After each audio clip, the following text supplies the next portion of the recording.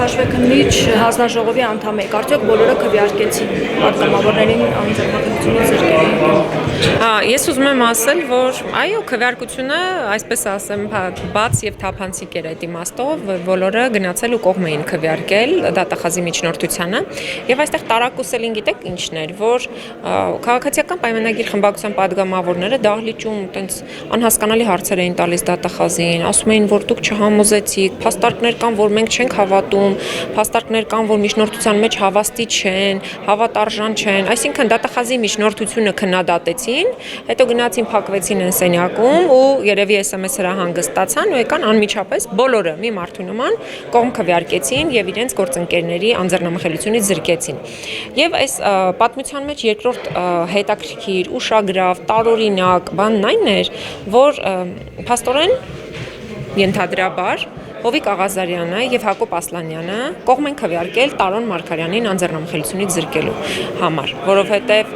նույն 67 քվեն ստացել է Տարոն Մարգարյանը, բայց Հովիկ Աղազարյանը եւ Հակոբ Ասլանյանը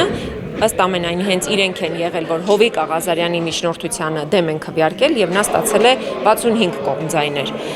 Սա Այո, այսինքն Տարոն Մարգարյանի դեպքում միաձայն է անցել դատախազի միջնորդության քվեարկությունը եւ ստացվում է, որ Հովիկ Աղազարյանը, որը անարդարության զոհ է, Հովիկ Աղազարյանը, որը խոսում էր ազգային ժողովի ամբիոնից արդարության մասին եւ ասում էր, որ իր նկատմամբ քաղաքական հետապնդում է իրականացվում, որ Նիկոլ Փաշինյանը այն գործիչն է, որը իրականությունից կտրվել է եւ սկսել է ոչ իրականության վերաբերվող կամ ոչ իրական հրահանգներ տալ, այսինքն դժգոհելով ԿՊ-ից գնաց եւ բերեց քվեարկություն մեզ մատուցեց դատախազի միջնորդությանը իր կողմ քվեաթերթիկով։ Սա ոչ այլ ինչ է, քան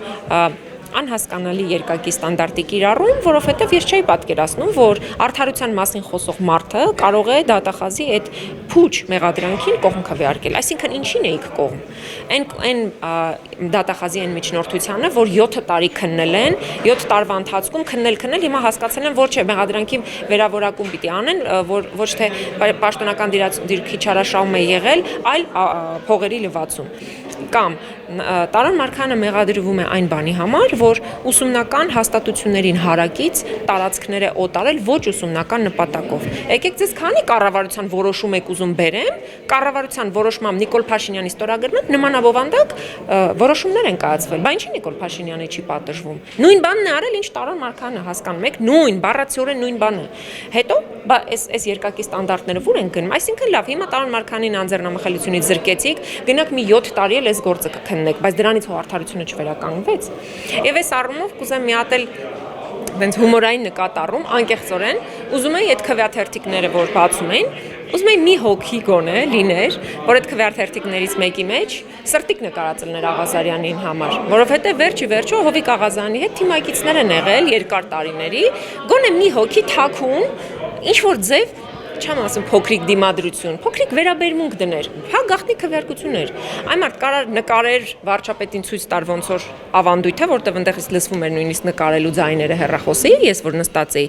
բայց այնուամենայնիվ նկարելուց հետո կարող եք այդ սրտիկը նկարել, ի վերջո ձեզ որևէ մեկը չէր արգելում ձեր նախկին գործընկերոջ նկատմամբ որևէ վերաբերմունք արտահայտել։ Այդ սրտիկը չկար, շատ տխուր եմ այդ առիթով, որ Աղազարյանին որևէ մեկը սրտիկ չնկարեց։ Թոմասյան, այսինքն լսել եք նկարելու ձայները դուք քվեարկության ժամանակ նստած եք։ Այո, ես 2 անգամ լսեցի, ուղղակի չկարողացա ֆիքսել ով էր, որ այդ պահին հեռախոսի մեջ էի, ցավոք սրտի, թե չէ Ջուլիակյանը մեզ խոստովանել է, որ ինքը նկարում է, մեկը ըստ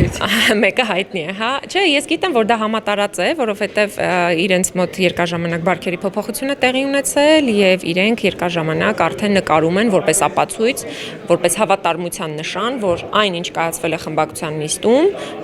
SMS հրահանգի արդյունքում ամբողջությամբ պիտի կատարվի։